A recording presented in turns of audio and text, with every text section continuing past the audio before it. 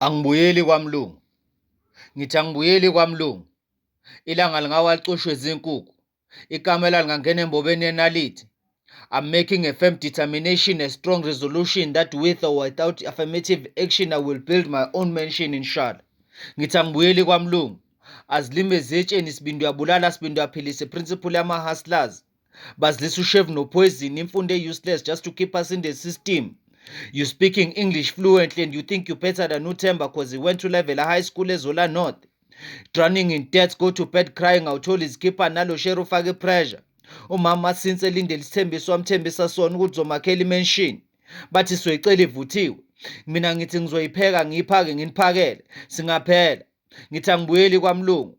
Mangazimisela ngizikhandle ngizinikele ngizovuna engikutshalile.